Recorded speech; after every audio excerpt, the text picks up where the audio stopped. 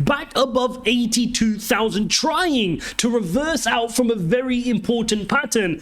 Is the bottom now in? Is the worst now behind us? We've just had a crazy week, which hopefully comes to a close with some sort of peace. You can see the pre-market, which we're going to jump over and have a look at, 22 minutes, until we open up in the market. You can see the pre-markets shaping up to be relatively flat, just kind of maybe just taking the sigh of a breath, right? After a crazy week. I mean, if we jump on over into the NASDAQ, you can see it's just been one hell of a week here. Painful week here. Starting Monday, we were up, we were relatively fat. On Tuesday, down 2%, then big 12% candle on Wednesday. Yesterday, then falling back down 4%. I mean, it's been a crazy roller coaster. You don't normally get weeks like this in the market. I mean, you can see how weeks normally are. It's normally like this. This is normal market here. This is what we've had to endure this week. That being said, Bitcoin is showing some strength. I mean, if I show you the hourly candles, you know we were monitoring that big double bottom pattern, right? We were trying to double bottom W out of this pattern,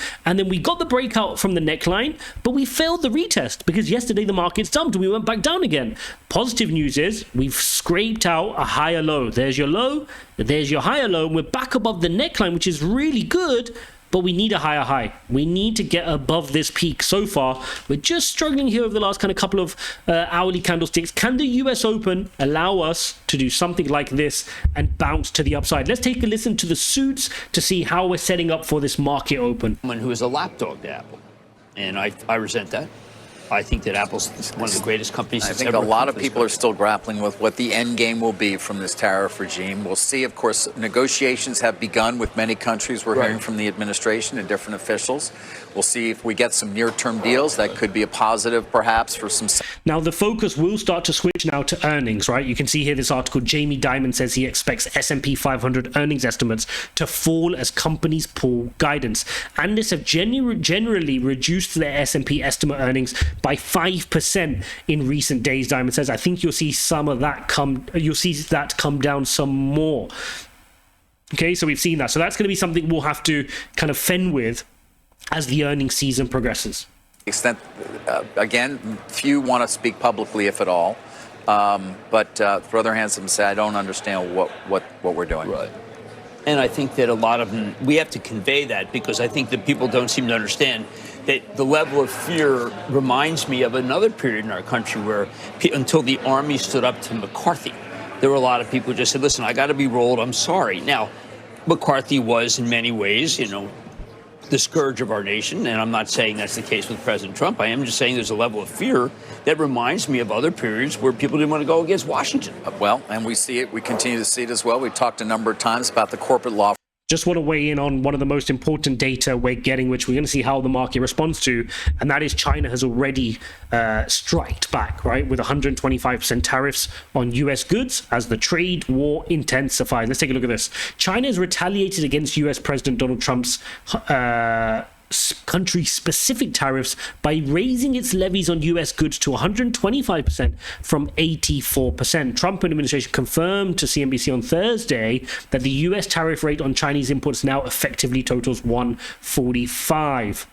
If you take a look at this, even if the US continues to impose higher tariffs, it will no longer make economic sense and will become a joke in the history of world economy, the ministry said in a statement. With tariff rates at the current level, there is no longer a market for US goods imported to China.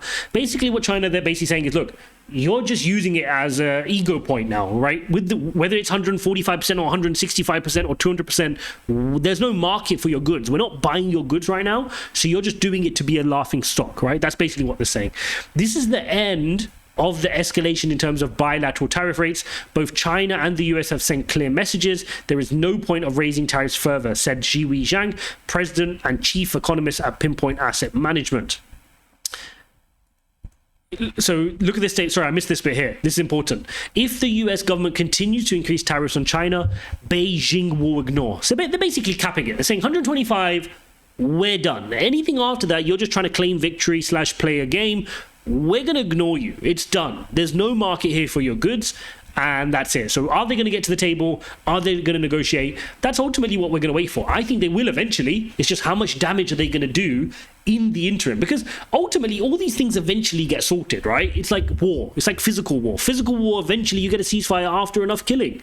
But how much killing? How much economic pain will now happen because of this trade war? And is it, really needed? It's unfortunate that the Chinese actually don't want to come and negotiate because they are the worst offenders in the international trading system. US Treasury Secretary Scott Bessent said they have the most imbalanced economy in the modern world. And I can tell you that this escalation is a loser for them. I just, you guys know my view on this. I just don't buy into this. I think it's silly. Let's respond to CNBC here. By Megan Cassell. Let's get back to her in D.C. because she keeps track of every single possible tariff that could come. And that clarification on China was an important one as well, Megan, perhaps even adding to some of the weakness we're seeing in the broader market. Absolutely, David. These numbers just keep changing, as you know. And what we've just confirmed from the White House is that the new total rate against China is now 145% tariff so far this term. That's added to anything that was in place before President Trump took office. That's not a new escalation.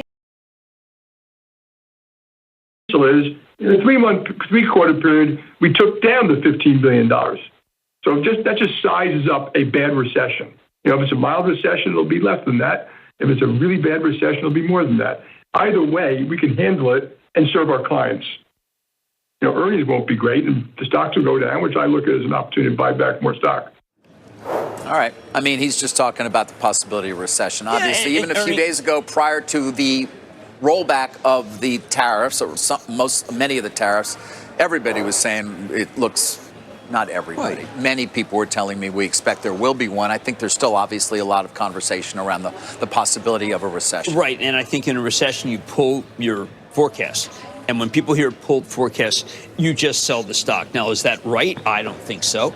I think that, I joke, I wish actually this was the quarter where people said, you know what, we're not going to give guidance anymore. We're going to be like Warren Buffett. But we may get a lot of pulled guidance. I can't think of a quarter, at least in recent memory, that is going to be less indicative of the future than this one, right? You're talking about the pre-tariff regime world. Correct.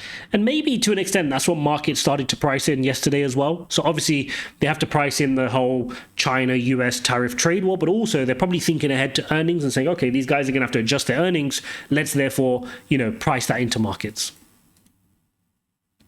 But it's written out in the executive order that it was a 125% so-called reciprocal rate. You've got to add that to the 20% fentanyl rate. A White House official confirming to me that 145% is now actually the accurate new rate on Chinese goods. So it is one thing that could be pulling these markets down, plus the recognition of all the tariffs that still remain even throughout this 90-day pause. You can see them here, the biggest being that rate against China, which the White House says now should hold at 145%, and the retaliation of at least 84% from China on most U.S. goods. Then there are also the sectoral tariffs still in place. Those are on metals and cars. There's the Canada and Mexico tariffs on everything that doesn't comply with the USMCA, which is substantial. And there's Cool. So those China tariffs will go into effect tomorrow at 125%. America's got 145% on them. And we're just going to have to sit it out. I mean, of course, it's going to have an effect on the markets. Of course, we're going to see some ups and downs, but we're just going to have to navigate it. Okay. Let's now check in on crypto to see what's going on in the crypto world. CoinDesk not leading with anything interesting today. Let's check on our good old bubbles. Give the bubbles a refresh. Fartcoin is farting away at 19%. XCN 54%. Core is at 15%. Casper's moving close to 10%. Hyperliquid 10%. Seeing some real edge coins moving today, which is quite interesting. If we go onto my list here, you can see all the kind of the other plays are not really moving with Bitcoin. We're seeing a Bitcoin dominant day today because Bitcoin's moving close to 3% here going into the market open, and yet your other coins, like if we're looking at Ethereum, 2%, it's moving less. If you look at Sonic, 1%, it's moving less. If you look at Solana, that's moving 5%, which is a decent day for Solana. Cardano moving less than the market, 1.6%. Polygon, 1.1%. Chainlink, 3%. Avalanche, 5%, having a good day.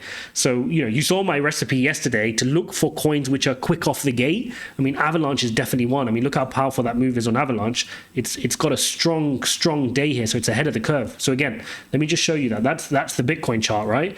Bitcoin still is not back above the levels it had 2 days ago when we got excited when Trump did his reversal. we're not back above those price points yet. Other coins are. I mean, if you take Sonic, same thing, not back above just yet, but still responding okay. It didn't give up as much yesterday. Remember we looked at that yesterday?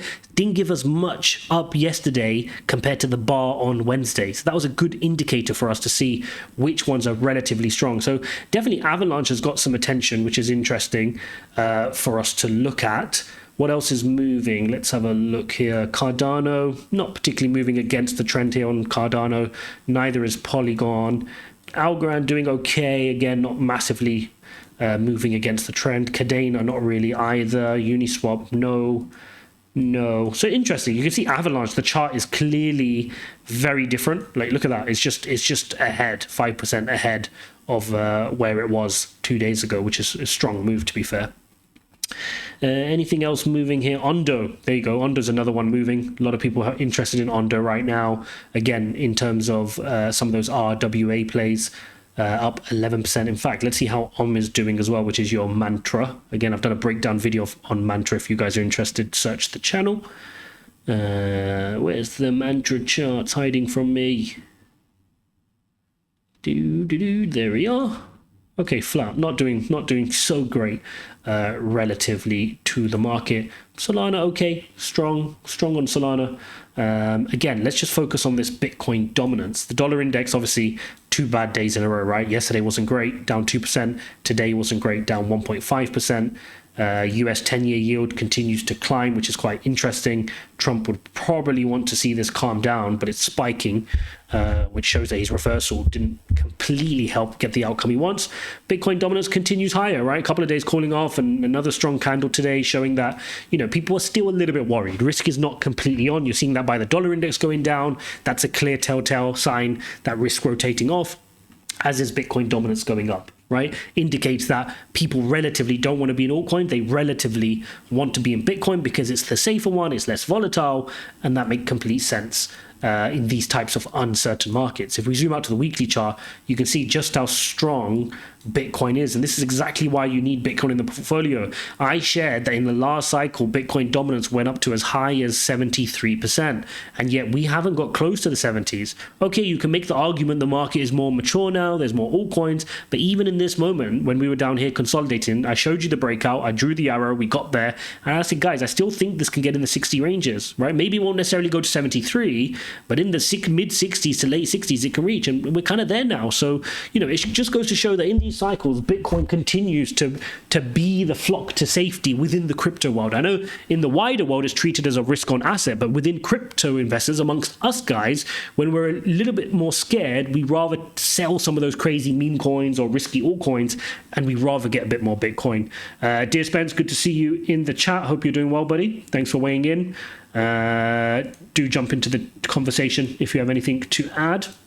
And make sure you're followed, guys. If you're not following here on Kick, make sure you're following. If you're watching later on YouTube, then go to Kick. Make sure you're following so you get notified and you can watch me live instead of having to watch the highlights. Fear and Greed Index sitting at 25, jumping straight back to fear. So the last 3 days have been 18, extreme fear. Yesterday was 39 in fear, so improved. And then we notched down a little bit back down to 25, which is exactly what we saw in the market. So nothing surprising there. Today we do get some data, which we'll come on to shortly. But if we look at the Fed rate monitor tool, 25% of the market is expecting a rate cut now. So 1 in 4 people, investors, are expecting that we will see a rate cut by the next FOMC meeting, which is in 3 weeks and 5 days time. Okay. Now, do I personally think so? No, but there's still more data to come out, right? So, for example, today, we get what do we get? We get PPI inflation today, if I'm not mistaken. Let me just double check. We get producer price inflation later on today, which will be good. Again, I'll tweet or put that in the Telegram and cover it on our market close live stream. The outcome of that, you got a few Fed officials speaking, and also we get the Michigan consumer expectations and sentiment, which is always a good indicator of recession, right? How are they feeling? If consumers are feeling like we're going to head into a recession, then chances are it becomes a self-fulfilling prophecy, and it can have an impact. So that's something for us to watch. Let's weigh in on the suits. Chinese have started selling yet. No, there's a lot of things underneath that are wrong, but including the real question is, do you need to pay a risk premium for what was a riskless asset? Well put. Thank you. All right, he's got his mad dash. He's getting ready for that. We got an opening bell 10 minutes away. Also ahead, of course, We're going to have Larry Fink right here talking, well, everything, including BlackRock's earnings, of course, and the current state of the economy. Don't go anywhere.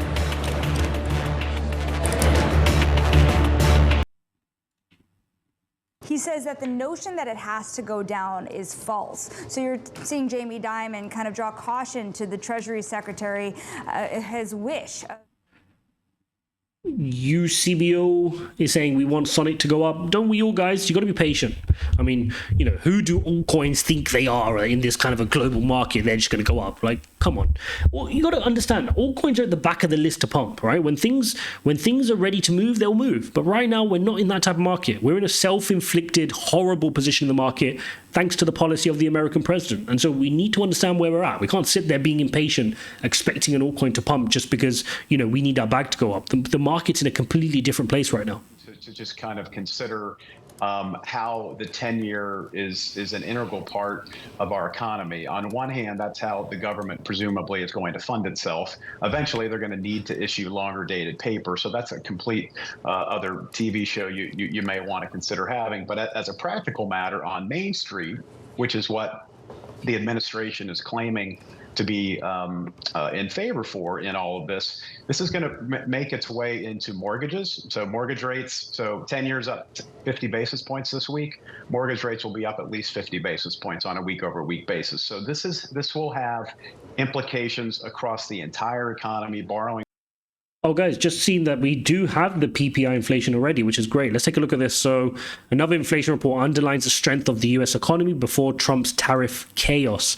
Inflationary pressures eased at the wholesale level last month, another indication of a strong economy before the bulk of President Donald Trump's aggressive trade policies kicked in. The producer price index showed that the prices paid to producers fell 0.4% in March from the month before, when prices rose 0.1% and slowed on an annual basis from 2.7 to 3.2. Economists were expecting 0.2 and to accelerate to 3.3 on an annual basis. PPI, which measures the average change in prices received by producers of goods and services, serves as a potential bellwether for retail inflation in the months ahead. Because basically, if your supplier has higher input costs, they're going to pass it on to you. So PPI tends to move quicker than CPI. So we saw a good CPI figure yesterday. We saw a good PPI figure today, which normally, you know, explains a good CPI figure or precedes another good CPI figure normally in the next month.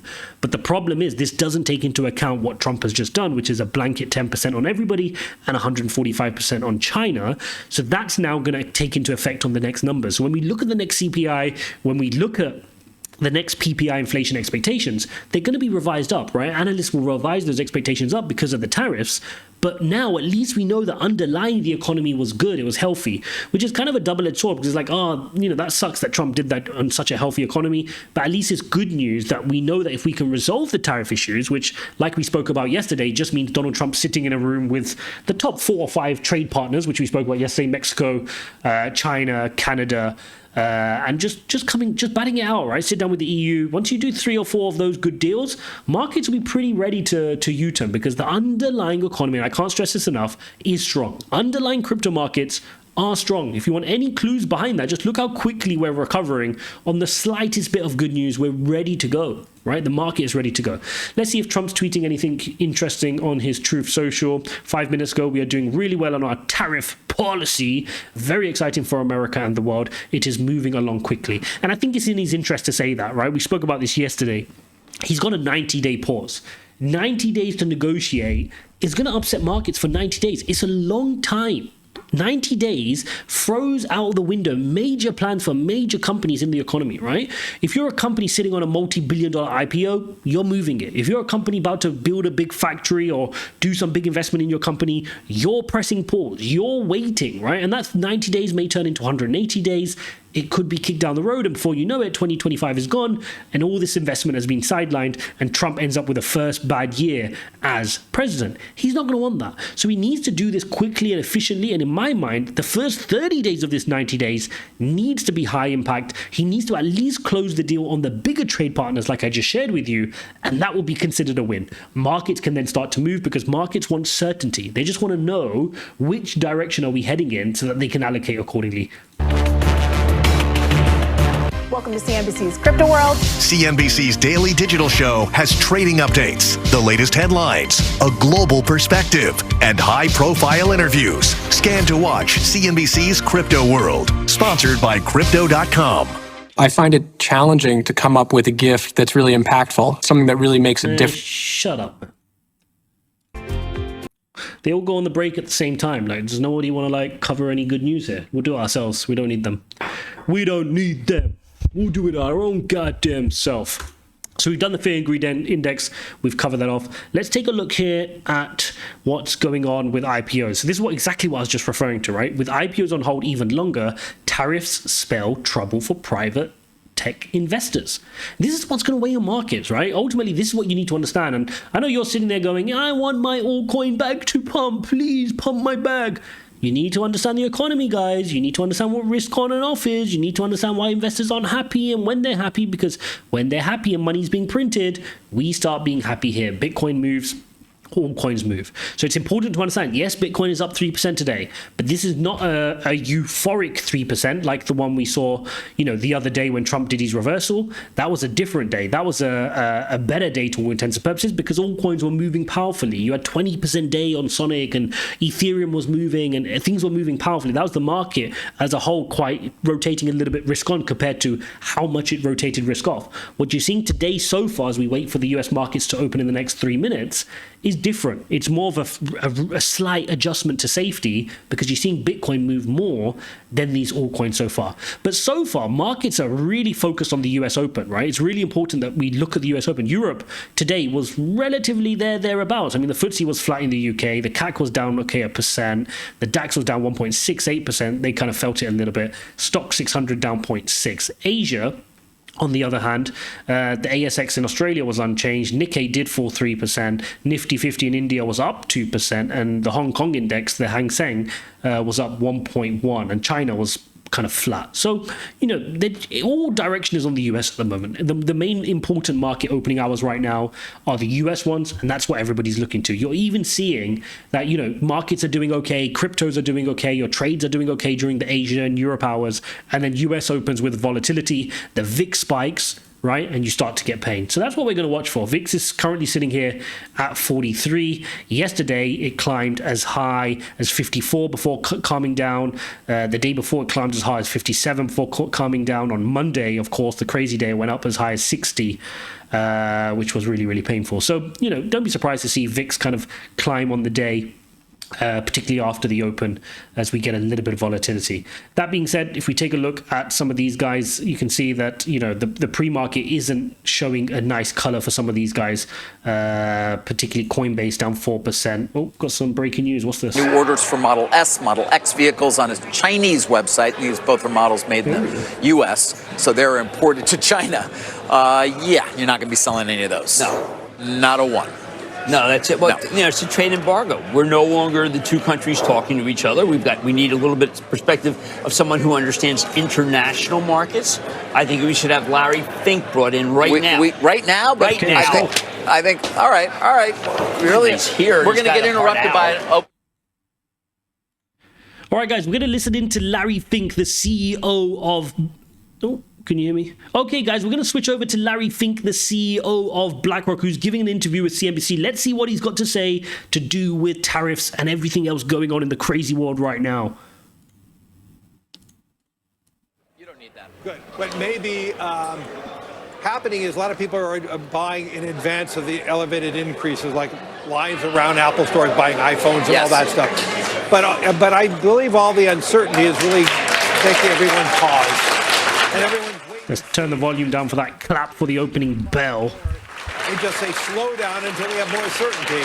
Yeah. And, we now have a 90-day pause on the reciprocal tariff. That means longer, more elevated.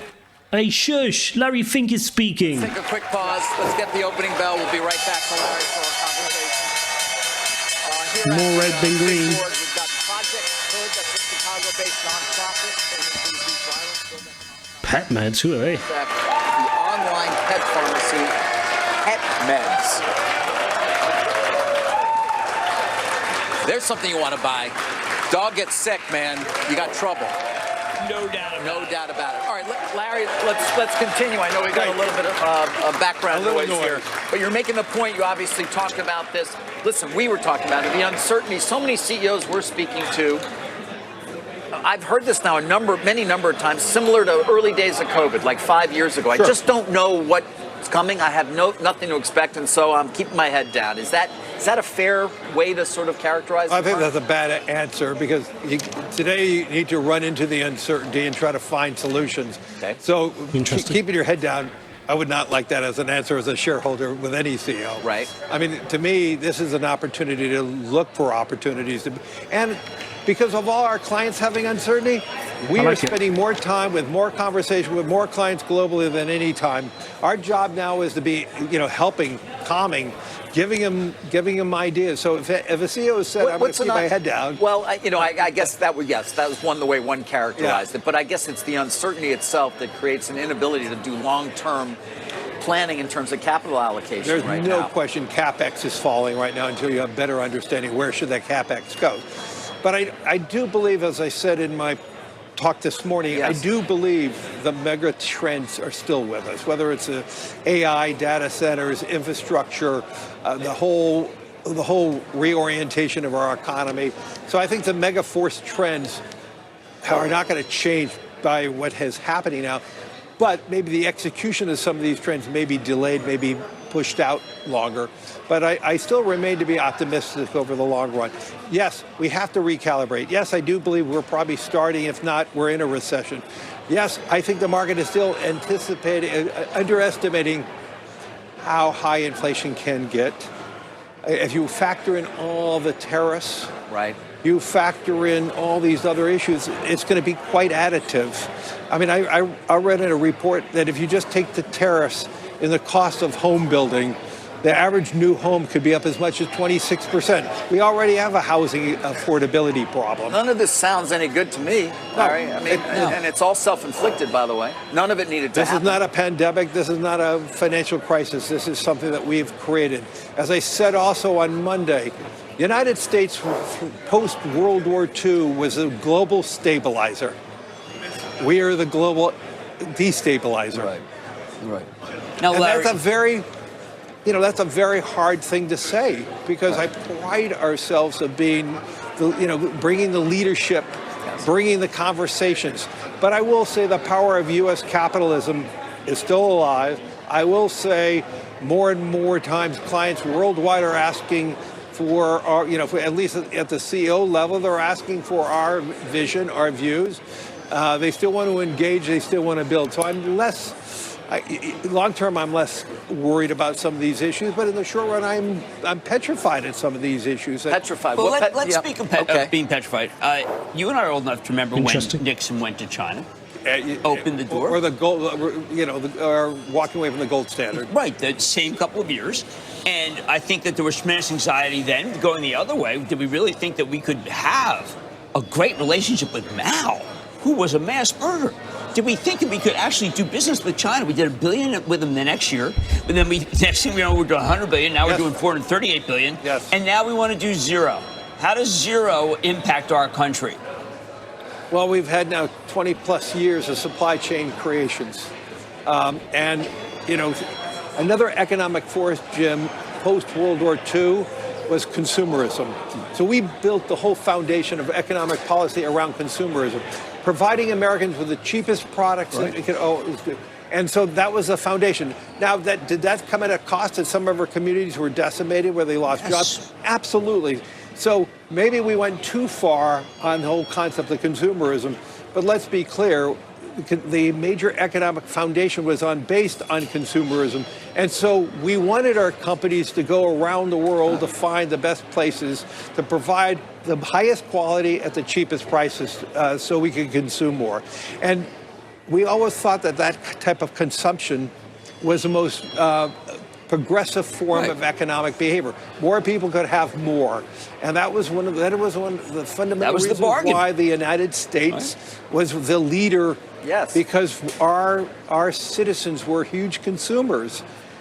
By now changing this equilibrium, it's going to be harder to consume, and we're going to have elevated inflation. Can we afford to have no relations with China? Do we have to have a dialogue? One of my asymmetric views is we will have a strong relationship with China, one form or another. I do believe we do need a trading agreement with China. I hope there's a future where we have conversation with China, where China agrees to buy $100 billion of our agriculture to help our farmers. I hope there's a future where China agrees to buy a large portion of their LNG with U.S. producers. So there are. But they don't need it. And I know right at this time there's no conversation or little conversation. I know the whole issue that's going around it, but I am hopeful that we are going to have conversation with China that will hopefully allow us to have relationships, that there is business. That being said, we are still going to have tensions related to technology. We are going to have to making sure that it's U.S. technology that's going to be diffusing technology, especially for AI. It should be U.S. technology that is connecting the world, not Chinese technology. Well, you guys have been very involved in financing some of that build out, of course, being a key partner, for example, in the build out of the AI infrastructure in terms of data centers and everything else. And obviously not worried about the peak in data center that Wall Street's so fixated. There is no peak. There's no in fact, the capex that's necessary to do that is only going to grow. As we democratize AI, we need more data centers because the utilization will be greater. So this is it is, but the costs are going to go up, aren't they? Conceivably, for the servers that go into a data center. Right now, a 1 gigawatt data center with all the GPUs, all the power, all that, we're talking $50 billion per data center. Right. We're talking major, but data centers don't throw off a big return. So a data center throws off, even with leverage, because at 11 or 14% return. But that's fine for you're happy to finance it all day long. But that's the beauty of our capital markets. Microsoft trades at a much higher PE. Right. Owning data center degrades their PE. Same thing with. They don't want to. They'd much rather have you and pay you, and they're a great power of our capital markets. All and that's understood. Why I'm so bullish. But does it? This has been the most important thing we've been talking about for the last year and a half, 2 years. Has been driving a lot of our certainly our equity markets. Do we slow down our advances as a result of some of these tariffs that are in place right now? We better not, because China's not slowing down in their technology. Okay. It's Sputnik. We need the competition to be great. Competition is good. They are not slowing down at all. We're not, and they're building 100 gigawatts of power right now using nuclear. So they're going to have the power generation to do AI. This is one of my calls of action. We need to be forceful in building out our infrastructure, that we have the power generation so we can do these. But I want to get to a lot of other subjects, but you see no slowdown at this point at all in terms of the spending by the hyperscalers and the others who would be customers of the data centers that you get behind. There certainly could be one. All right, guys, that was BlackRock CEO Larry Fink. This guy, let me just show you this here. Yep, he's managing $10 trillion in assets under management, and you're managing your little crypto portfolio, and so am I. But the reality is, he says we could well be in a recession already. He thinks markets could be underestimating the inflationary effect of these tariffs. He spoke about the China issue as well. We need to understand, look, this is not something that's going to go away, immediately. This is a big dump. We saw that, the market's having to take this into consideration. It's going to feed through to CPI. It's going to feed through to our inflation figures. It's going to feed through to earnings. And hopefully, just hopefully, particularly the US-China deal can come to some semblance of normality. All right, so let's now check into the US markets, which have just opened up. You can see the NASDAQ has opened up, just break even, right? S&P and NASDAQ both breaking here, just moving up and down here on the 5-minute candles, trying to gain some kind of footing in the market. Traders probably want a sensible close to the week, but again, it depends on news that come out. We've got a couple of Fed officials speaking as well. Anything can happen. Trump can tweet again, and that can move the markets as well. In terms of crypto, I'm being patient here. You got Bitcoin sat pretty at 83,000 now, just notched through 83. Let me show you that. We've just touched through 83 as the US markets opened up, which is really, really good. I do just want to see that higher high. The higher high is 83.5. Do just want to see that higher high so we can keep this pattern in play and follow my arrow here, get past this chunk of resistance and this resistance here. And then we got a bit of clean grass to run into to get to 86, 87 and beyond here on Bitcoin. So we will monitor that. I'll see you later on for the market close. If you appreciate this type of content, smash up the likes. Don't forget to subscribe, and I'll see you in the next one.